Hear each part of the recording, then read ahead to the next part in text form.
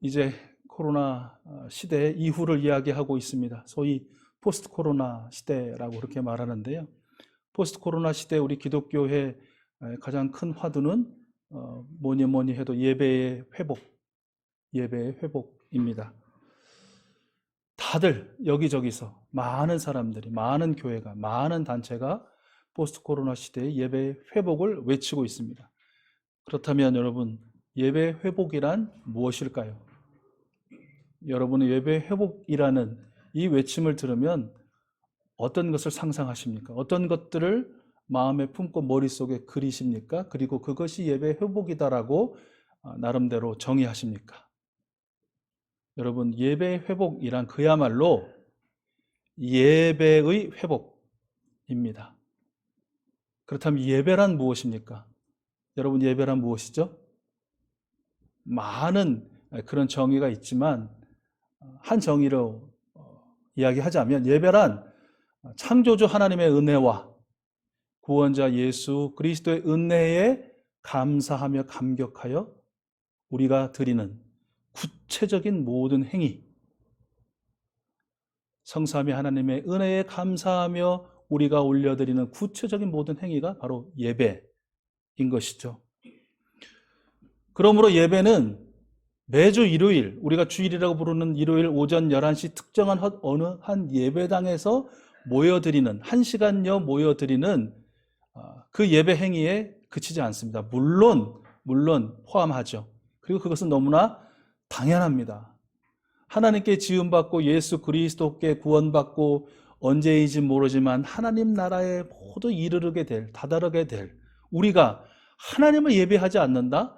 하나님을 예배하기 위해서 함께 모이고 함께 찬양하고 함께 기도하고 함께 말씀 듣고 함께 봉헌하고 함께 교제하며 천국을 맛보는 행위가 무가치한 것 아닙니다. 중요하지 않은 것 아닙니다. 중요합니다. 그러나 잘 아시는 것처럼 그것만이 예배의 전부라고는 할 수 없다라는 것이죠. 무엇입니까? 그것을 포함해서, 그것을 넘어서서 우리 몸을 하나님께서 기뻐하시는 거룩한 산제물로 드리는 것, 그것이 바로 참된 예배이다라는 것이죠.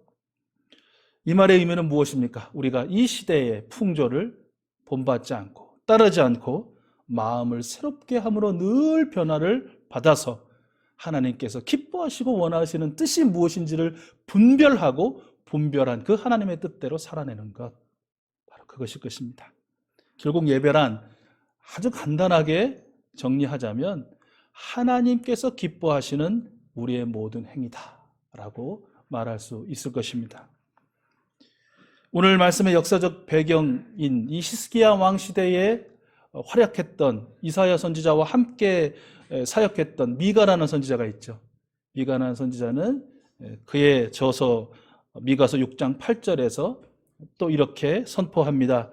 너 사람아, 무엇이 착한 일인지를 주님께서 이미 말씀하셨다. 주님께서 너에게 요구하는 것이 무엇인지도 이미 너에게 말씀하셨다.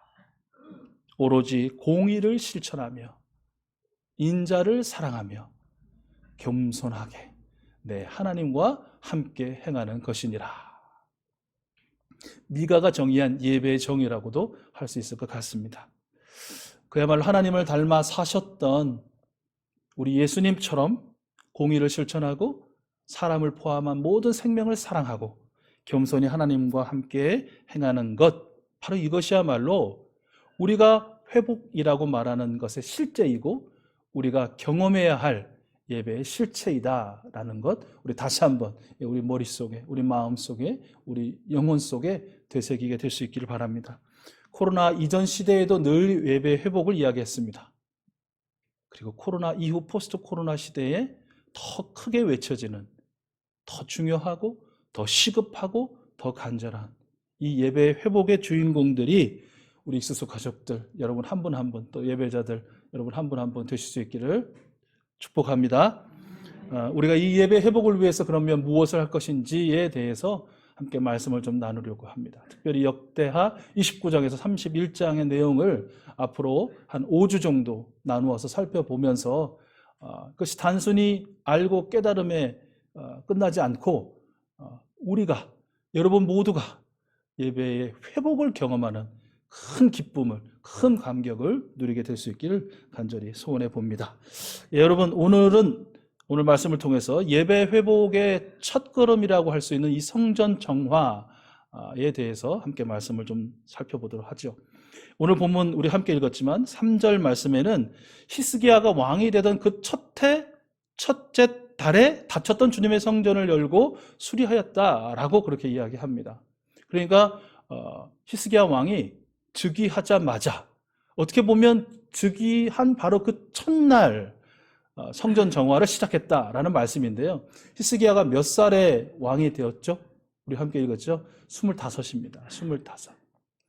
이 젊디 젊은 이 왕, 하고 싶은 것 많고 실현하고 싶은 그 정책이 수천 수만 가지일 이 왕이 가장 시급하게, 가장 우선적으로, 그리고 가장 많은 에너지를 쏟아서 한 일이 성전 정화였다면 이유가 있지 않겠습니까?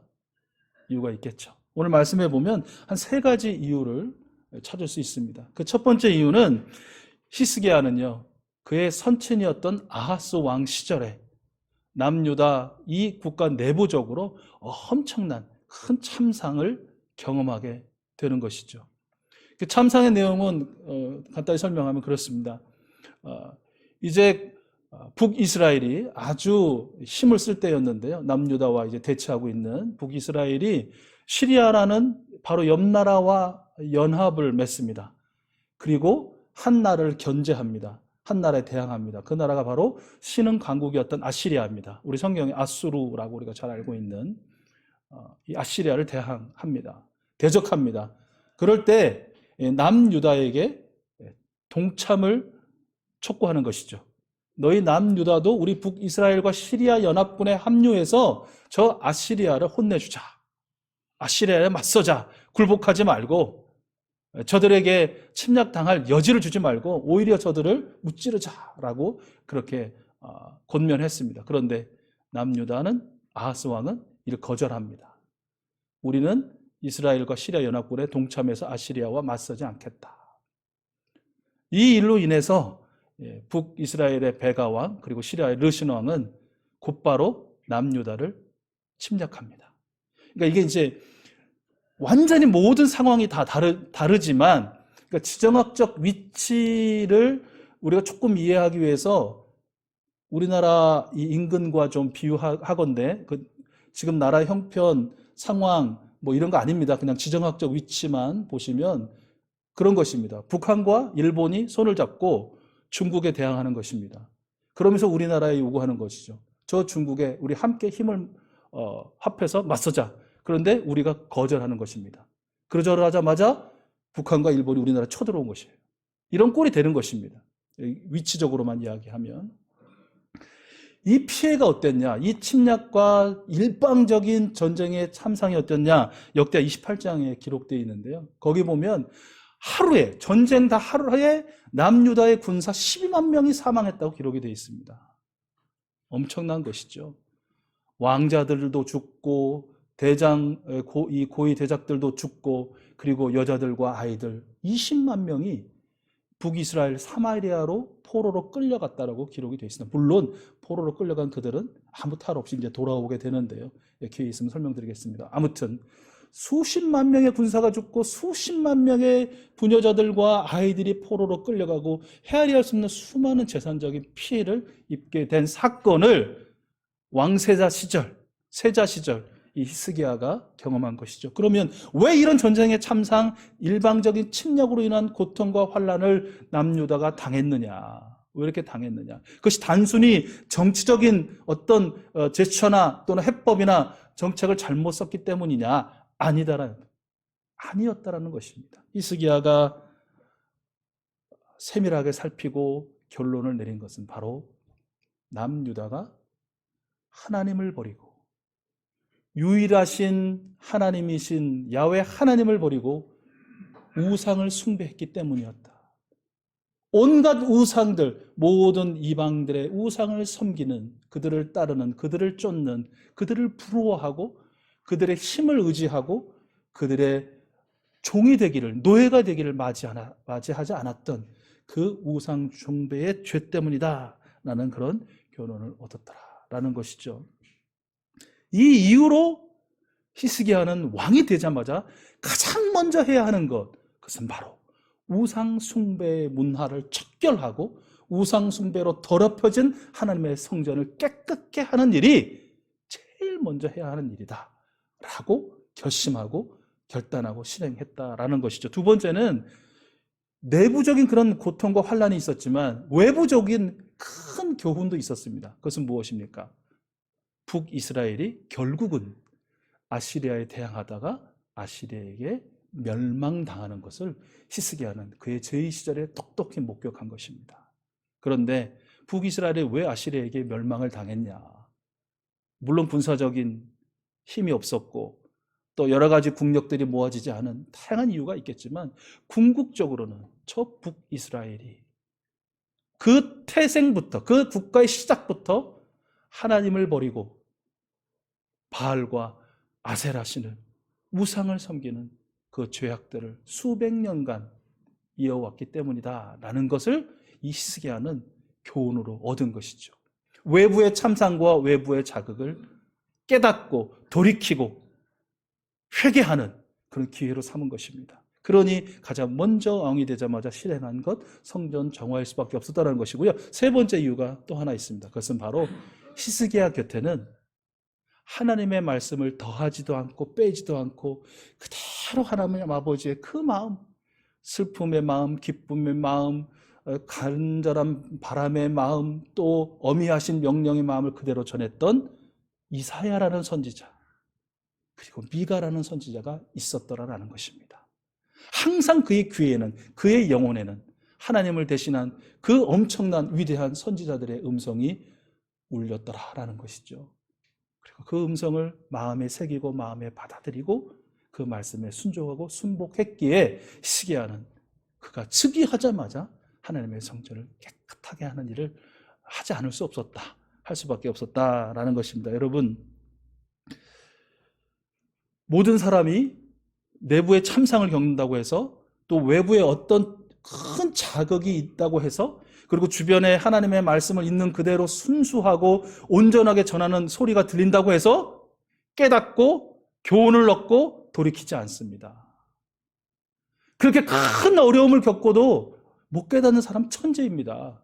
외부에서 어떠한 일이 벌어져도 저건 나하고는 상관없는, 저건 우리 가정과 우리 교회와는 상관없는 일, 우리의 나라와는 상관없는 일로 여기는 사람이 부지기수입니다. 좋은 소리는 쓴소리라고 뱉어버리고 그저 자신에게 달콤한 소리는 덜컥덜컥 받아 마시는 것이 대부분의 사람들의 모습이죠. 그런데 히스기야는 달랐다는 것입니다. 여러분, 우리 익수수 가족들이, 우리 이 예배자들이 히스기야와 같은 그런 분들이 되실 수 있기를 간절히 소원합니다. 어떤 분들은 이야기합니다. 지금 코로나로 2년 몇 개월 동안 우리가 지금 겪은 이 고통, 이 고난, 이 환난은 맛보기에 불과하다. 진짜 고통은, 진짜 고난은 이제부터 시작이다. 그리고 2023년이 되는 순간 전 세계의 누구도 그 고통의 그 뜨거운 맛을 이제 보게 될 것이다. 아주 암울한 분석들을 전문가 그룹에서 내고 있습니다. 여러분, 이것을 겪었으면서도, 그리고 겪고 있으면서도, 앞으로 겪을 것이면서도 왜 우리는 이런 고통과 고난과 환난을 겪는지에 대하여 무감각한 사람들이 많은, 전혀 무관심한 사람들이 많은 이 시대에 여러분 어떠시겠습니까? 여러분, 물론 우리가 당하는 모든 고통이나 환난이 우리의 죄 때문이고 하나님께서 그 죄를 미워하셔서 싫어하셔서 심판하시는 것이다 라고 다 등식화할 수는 없습니다. 모든 것이 다 그렇지는 않겠죠. 그러나 그럼에도 불구하고 우리가 겪는 아픔이 있다면, 고통이 있다면, 환난이 있다면 돌아봐야 합니다. 깊이 묵상해야 합니다. 계속해서 세밀하게 분석해야 합니다. 그리고 그 이유를 찾아내야 합니다. 그리고 그것이, 그 이유가 바로 하나님이 아닌 우상을 섬기는 돈을 섬기고 권력을 섬기고 사람을 섬기고 내 감정을 섬기고 내 자신의 헛된 것들을 섬기는 그 죄의 결과라는 것이 분명하게 깨달아진다면, 그렇게 하나님께서 말씀해 주신다면, 하나님의 사람들이 그렇게 여러분을 향해서 피를 토하는 심령으로 외치는 것을 여러분이 들으신다면 돌이켜야죠. 돌아서야 하죠. 오늘 남유다 백성들이 하나님의 얼굴을 버리고 얼굴을 돌이켜서 주님께서 거하시는 성소를 등졌던 것에서 돌이켜서 하나님을 찾고 하나님의 얼굴을 향하여 바로 서고 하나님의 성소를 향하여 간절한 마음, 사모하는 마음으로 달려나왔던 것처럼 우리도 이 시점에서 국내외적으로 수많은 참상과 혼란과 환난과 고난의 이 시대에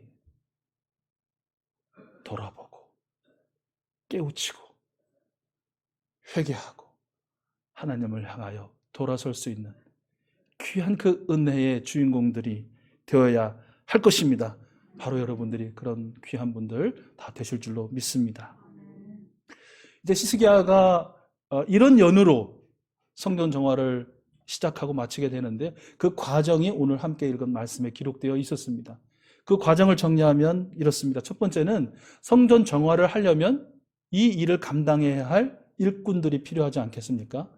그래서 사람들을 모아놓고, 특별히 하나님의 성전을 레위 사람들, 레위 자손들이 감당해 왔으니까 많은 레위 자손들을 모아놓고 히스기야가 이제 명령합니다. 이제 우리는 성전 정화를 시작해야 하겠습니다. 여러분, 시간이 없습니다. 시간을 낭비하지 마십시오. 이제 함께 성전 정화에 나섭시다.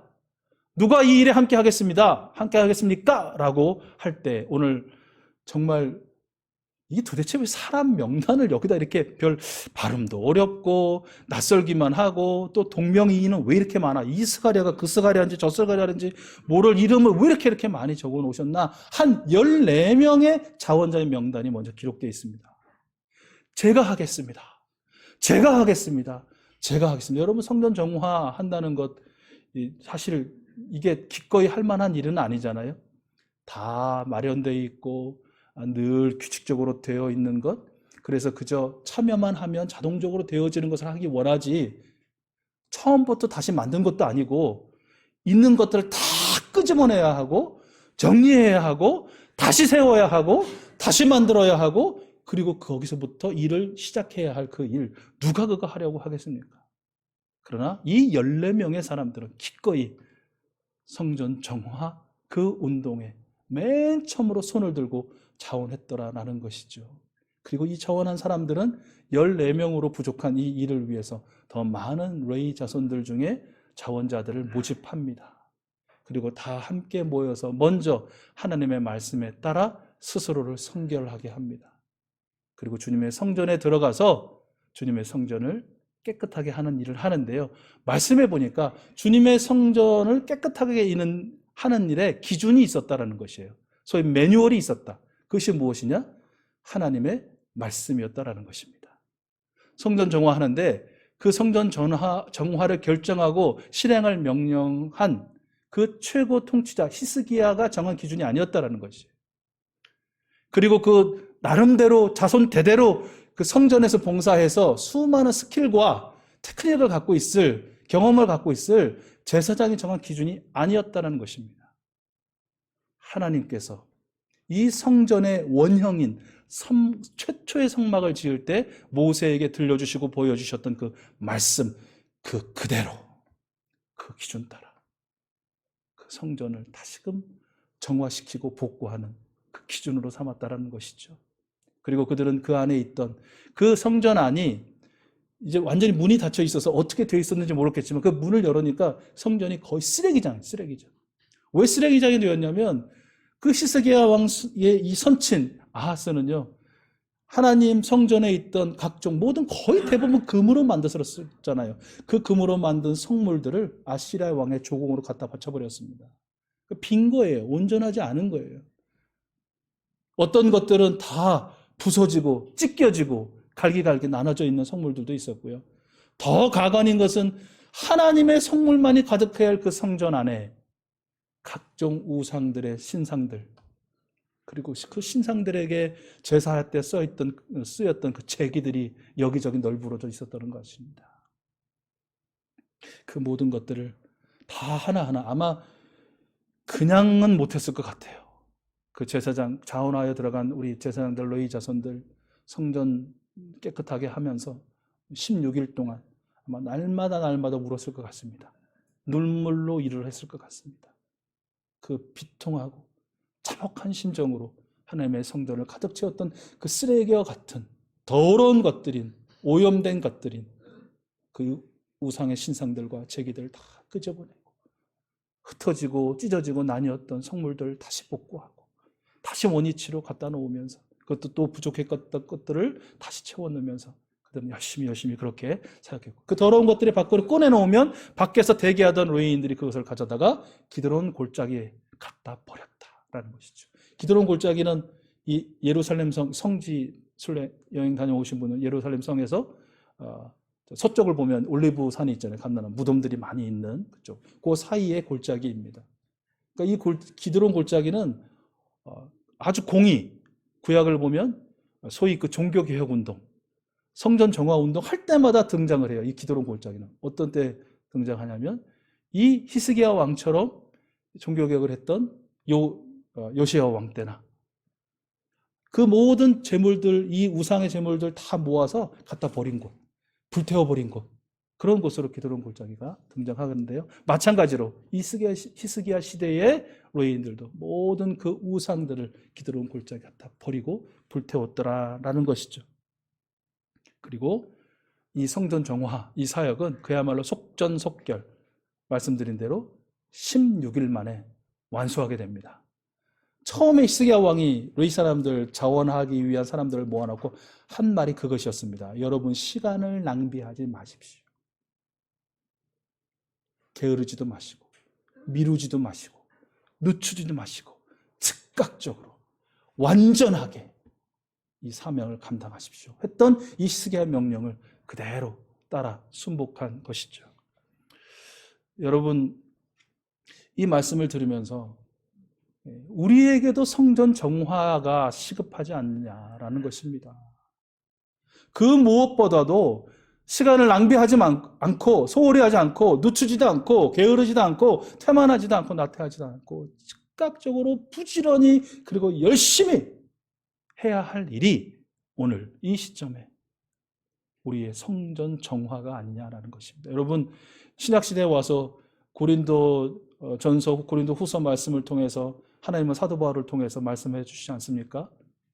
우리가 바로 무엇이다? 하나님의 성전이다. 하나님께서 바로 우리 안에 들어와 사시는, 우리 예수님께서 들어와 사시는 거룩하고 구별된 하나님의 성전이라고 하나님은 말씀하시는 것입니다. 물론 성전이라는 것이 이런 예배당을 의미할 수 있습니다. 하나님을 어떤 기념하고 또 집회를 하고 모이는 어떤 특별한 공간일 수도 있습니다. 그러나 오늘날 하나님의 성전은 바로 여러분 자신입니다. 우리 자신입니다. 성전 정화라는 것은 어떤 건물을 깨끗하게 하는 것이 아니라 바로 여러분의 심령을, 여러분의 정신을, 여러분의 영혼을 깨끗하게 하는 것, 성결하게 하는 것, 그것이 바로 성전 정화입니다. 지금 하나님의 성전인 저와 여러분, 우리의 몸은, 정신은, 영혼은, 우리의 성전은 어떤 상태입니까? 혹시 우상 숭배로 인한 온갖 잡동사니들로 가득 차 있는 것은 아닙니까? 남에게 내보이기도 싫고 그렇다고 내버리기도 귀찮아서 그저 꽁꽁 걸어 잠가 두지는 않으셨습니까? 잠가 두고 나서 아무 일 없어, 그렇게 지저분하지 않아, 그렇게 파괴되어 있는 거 아니야, 보아줄만 하고 있어줄만 하고 그냥 버틸만 해 라고 여기고 있지는 않으신지요? 그 죄로 인해 하나님께서는 심판하시고 그리고 회개를 촉구함에도 불구하고 돌아섬을 촉구함에도 불구하고 아하스 왕처럼 더더욱 우상 숭배에 열을 올리고 있지는 않으신지요? 그것만이 살 길이라고 착각하고 우상 숭배에 여전히 목을 메고 있는 것이 우리의 모습이 아닌지요. 우리 하나님께서는 오늘 우리 모두에게 이렇게 말씀하십니다. 명령하십니다. 여러분, 우리 화면을 함께 보시고요. 함께 하나님의 음성을 읽고 듣고 마음에 새겼으면 좋겠습니다. 함께 읽겠습니다. 시작.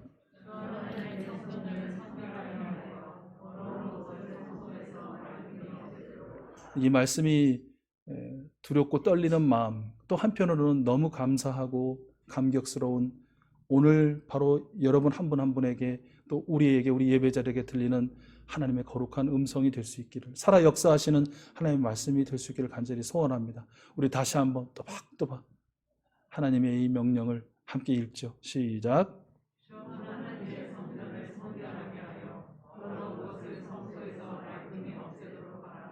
여러분, 우리 모두가 하나님 앞, 이 명령 앞에 자원했던 그 14명의 레인과 같이 될 수 있기를 소원합니다.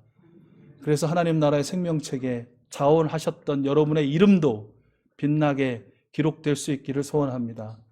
여러분 때문에 미적거리고 있는 많은 사람들도 함께 동참하여 하나님의 성전된 우리의 영혼을, 우리의 정신을, 우리의 육체를 정화하는 일이 즉시로 시작되고 즉각적으로 실행되고, 그리고 속전속결 뒤로 미루지 아니하고 이 한 주간 이루어질 수 있기를, 실행될 수 있기를, 완성될 수 있기를 간절히 소원합니다. 그런데 여러분, 이 일을 우리 자신이 할 수 있는 일이던가, 우리 자신이 언제든 마음만 먹으면 할 수 있었던 일이었으면 진즉에 했지, 이런 고민도 안 하지, 뭐하러 혼나는 듯한 이런 느낌의 말씀을, 내가 이 망치로 두들겨 맞는 그런 아픔을 느끼는 말씀을 왜 듣겠습니까? 어떻게 보면 우리에게 가장 큰 부족함이 있다면, 그리고 큰 죄가 있다면, 그것은 바로 이 모든 것이 가능케 하시는 우리 성령 하나님을 기억하지 않는 것, 의지하지 않는 것, 순종하지 않는 것은 아닐까요? 오늘 이 시간 우리의 간구를 외면치 않으시고 들으시고 응답해 주실 우리 주님을 의지하며 우리 함께 이 찬양을 부르면서 도우심을 구하고, 그래서 능력 주시고 깨달을 수 있는 은혜, 그리고 깨달음대로 살아갈 수 있는 그 능력을 더하실 우리 주님의 은혜를 경험하는, 체험하는 저희들 모두가 될 수 있기를 소원합니다. 우리 정결